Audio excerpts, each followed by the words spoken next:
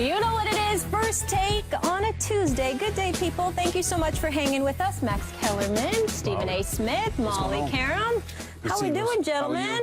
I'm good. Right? Yeah, I'm ready for another show. There's a lot to dive into, right? Let's go. I think you all know where we're beginning. That would be the topic on everyone's radar yesterday, both in and out of sports. Colin Kaepernick choosing to sit during the national anthem. Donald Trump weighing in on Kaepernick's silent protest. I think it's personally not a good thing. I think it's a terrible thing, and you know, he'll maybe he should find a country that works better for him. Let him try. It won't happen. So that was the Donald with some harsh words. Hillary Clinton has yet to comment on the Kaepernick subject. Max, what do you make of his comments? Well, it's certainly true. Kaepernick can look around and won't find a better country than this one. I think we can all agree on that. But that's partly because he doesn't have to stand for the national anthem. I mean, it's pretty difficult for Trump or anyone to argue that you dishonor our nation by exercising what many of us consider our most fundamental right, or our most American right, our First Amendment right, our right to free speech. How do you dishonor the nation by exercising that right? Seems to me you're honoring an American ideal there. And the America love it or leave it crowd, which here Trump is stating that kind of sentiment, I think totally misses the point. Instead of America love it or leave it, how about America love it, so change it? That's been the history of our country. Those who really love America have consistently changed it for the better. And it's, you know, you want to point to all the reasons why we're the greatest country in the world. That may be first and foremost. I respectfully disagree with you, and here is why. Although I'm certainly not going to co-sign the mentality that Republican presidential nominee, Mr. Donald Trump, conveyed, just like we applaud Colin Kaepernick's right to say what he said and to take the actions that he take, we have to respect the fact that there's a whole bunch of people, millions upon millions of people in this country that feel exactly the way that Donald Trump felt. I don't feel that way. You don't feel that way. But what really makes this country great is the fact that you have people who are such staunch advocates of what they perceive America to be all about, that as a result of it, this is the stance that they're taking. I mean, I don't care who you talk to. I spoke to so many people yesterday, okay? I spoke to people from the African-American community. I spoke to Mark Levin, well-noted radio conservative host, who actually I like. I think he has a great radio show. I listen to him all the time, just like I listen to Joe Madison in the morning all the time. I like both extremes because somewhere along the way, you're going to find a strong level of truth, and I respect that reality. And when you listen to these guys and they talk about the military, they talk about our armed servicemen and women, no matter what Colin Kaepernick says, they believe it's a slight against them. You've got people from the African-American community calling portions of the Star-Spangled Banner racist, looking at America's history and its braggadocio, the original lyrics. The original lyrics or what have you, and they've got a problem with that. You have people in modern-day society, from the white community specifically, who believes that our Star-Spangled Banner, it personifies who we are. You know, it's about sports. It's about winning, because you're talking about World War I, you talk about Civil War, you talk about all of these things that come into play when you think about the Star-Spangled Banner. So if that's their mentality towards it, then somehow, some way, what are we getting to here? We're getting to what this country is supposed to be about. We're so quick to tell people what they should say and what they should do and how they should do it. I actually spoke to my friend Brian Kilmeade for Fox News this morning. I've known him for years. He's good friends with one of my bosses at Sirius XM. He was talking about how Colin Kaepernick should have done it this way. I'm like, who says? The epitome and the personification of a protest is forcing you to pick sides. You are either for him or against him. While we applaud what LeBron James did, while we applaud what D. Wade and CP3 and Carmelo Anthony did, and there was absolutely nothing wrong with what they did, and them being mega star athletes with the wealth that they've been able to accumulate, the fact that they were conscientious enough to put their names and their faces and their voices attached to such an issue and to be front and center, we have to respect that and applaud that. But let's not forget the fact that while we applaud what they're doing, everyone applauded what they were doing. There was no dissension whatsoever because nobody could argue with anything that they said. They talked about black-on-black violence. They talked about violence against police officers. They talked about the Orlando massacre where the gay nightclub folks were killed there. You talk about all of those different things. So they're saying eradicate all of that. Who could disagree with that? Nobody could disagree with that. But when you think about Colin Kaepernick, look at the kind of emotions he has evoked. Look at the kind of conversations we're having all over the place about it. This is what it's about. And so when we sit up there and we get a reaction like that of a Donald Trump, people are going to be up in arms, appalled by that, but then quick to say what he should or should not have said. Hell with all of that. Let Donald Trump say what he wants to say. Hillary Rodham Clinton, when she speaks, let her say what she has to say. Let Colin Kaepernick say what he has to say. Let everybody debate it, because somewhere along the way, what we're doing is by engaging in this level of dialogue, you're going to get closer to the truth, which is one of the things, that's one of the biggest reasons I'm proud. I shouldn't say proud because, again, I would not have done it. I would not have refused to stand for the national anthem. But what I like about the protest itself, the meat of it, is that Colin Kaepernick has provoked a national dialogue. And one of the things that we have a problem with in this nation, we dance around stuff all the time, but we have a real big problem talking about things and bringing our issues to the forefront. Even when we explain something, we're scared to say what we really feel half the time because in fear of retribution or how people are going to respond. Damn all of that. Say what you feel and why. I'll say what I feel and why. And as a result, we'll find the truth somewhere along the line, or at least some kind of accord. I don't have a problem with it. I don't have a problem. I don't think anyone does with Trump or anyone else stating their opinion. But I think as you said, if you're talking about choosing sides, then you actually have to analyze the content of the opinion. Colin Kaepernick came out and said, this has nothing to do with the military. And I know there are many who will say, well, the song is essentially a military song, the Battle of 1812, the War of 1812, sorry, and commemorating an American victory. And so there are inextricable ties to the military. Okay. But the song has also changed over time. You mentioned the original lyrics, which could be very offensive to black people or people with a conscience. We don't need to get too deep into the lyrics. The point is, the song has changed over time, like America has changed over time. And so for many, the Star-Spangled Banner simply represents America, not just the military, but I think it would be safe to say our country. And you should show allegiance and respect to the country. But for others, including Donald Trump, has a problem with apparently Kaepernick protesting anything about America, apparently. But for those who would say that that he's disrespecting the military specifically by not standing for the Star-Spangled Banner, when he specifically said this has nothing to do with that, I'm actually protesting police violence against people of color. For them to insist, no, you're disrespecting the military, suggests that they get to say what his intentions are. I mean, if the flag represents so much, does it also represent the civil rights movement? I would argue yes. If he doesn't stand, is he somehow disrespecting the civil rights movement? I certainly don't think that's the case. I mean, so he is allowed to pick and choose what it is he's protesting, what to him the Star-Spangled Banner represents at that moment, and make his intentions clear. And his intentions are being rejected by those who are protesting his protest. Yeah, but they're being rejected by folks, and folks are tripping over that. What I'm saying is the objections are what personifies America as well as the protest. If you're Colin Kaepernick and you want to take this stand and you initiate and provoke these responses because of the actions you elected to take, let's not just sit here and judge Donald Trump or anybody else because they said what they had to say. But you have to judge them based on the content of their point. What I'm saying is the content of his point is simple.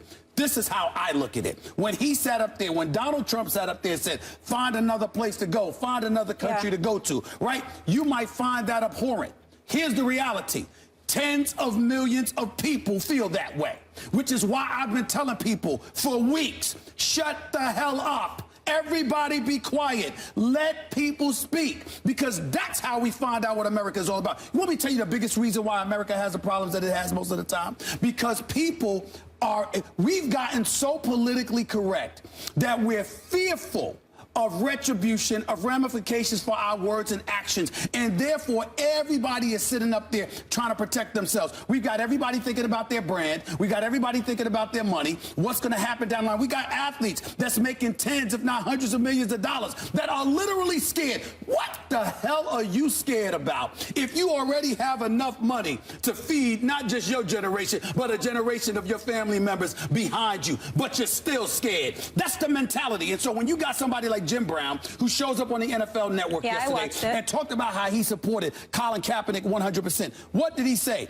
I would not have done that. I'm thinking about this country, how proud I am to be a member of this country. He's also thinking about the doors that it'll open for the enemy to exploit some of the things that we open ourselves up to because we complain so much about certain things. But we are right to complain about it because it's valid if you take into account specific communities. That's right. If you take into account specific communities. But at the end of the day, the fact is, we want people to sit up there on both sides and speak up. How can anyone give their opinion if everyone's shutting up? People talk, and then you said yourself, you take sides. You judge the content of what they say, and the America love it or leave it crowd has always, to me, missed the point. You're missing a point with love it or leave it, though. Some people are saying it's the right message, it's the wrong delivery, that the message got diluted, and now people are bringing in troops and other things. If he's about police violence, why not go to a police violence rally and specifically focus on that? Well, that's an opinion. But I'm saying he might have hurt someone else to choose his protest. Hold on. Listen. They can have an opinion. When I tell people, when I'm saying shut the hell up, I'm not saying don't have an opinion about what somebody does. I'm saying be quiet long enough to let them express themselves. Don't sit up there and muzzle people, because then you never find out what people's true colors are. You don't know what you're getting, and then you find yourself in trouble. In this case, I don't think Trump, of all people, is being muzzled. He sent a pretty clear message. America, love it or leave it. And I'm saying, no, America, love it, so change it. And I'm simply expressing the counter view, which is that Colin Kaepernick is showing love of America by trying to change it, by operating within a system that allows you to change from within. Well, listen, I agree with your point about if you love America, change it. I agree with that point. But I don't agree that Colin Kaepernick is showing his love for America. I think he's showing disdain for America. He may have a right to do that. I don't mean by right meaning right to protest. I mean, he may have valid points with some of the things that he's pointed out. I'm here to tell you right now, as a black man, there were some points that when he brings up, violence by police officers against the black community, that is valid. There is no question about that. But I would have liked to him. I am with Jim Brown, who, thank God, echoed what I have been saying for months. The bigger issue for me is black on black crime. I don't care what anybody says, but that doesn't mean to dilute or diminish or dissipate the argument that Colin Kaepernick was making. Stephen A., why did you think that this might not have been the best way to deliver the message, and why did Jim Brown think it might not have been the best way? Because clearly you're for the message, but why? The reason why the message is fine, I just would have preferred that he not refuse to stand for the national anthem, is because I think it opened itself to the floodgates of people bringing up our military, our servicemen and women. And you're not winning that argument. You're not winning that battle. Instead of focusing on police brutality, instead of focusing on the trials and tribulations and the iniquities exacted against those in the African-American community, now we're debating how respectful or lack thereof he was towards our American servicemen and women. And there is nobody with a soul who can justify that.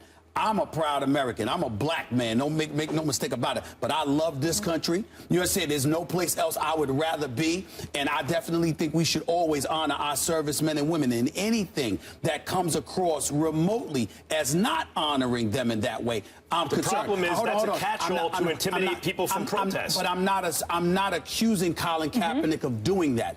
I'm saying because of the manner in which he chose to protest, it gave critics and cynics the license to interpret it that way. I think if he had thought it through better, he could have come up with a better way to send his message, to galvanize more people. I'm saying. Maybe. I think that's debatable. I don't know if we want to debate that right now, because, I mean, suggest how else.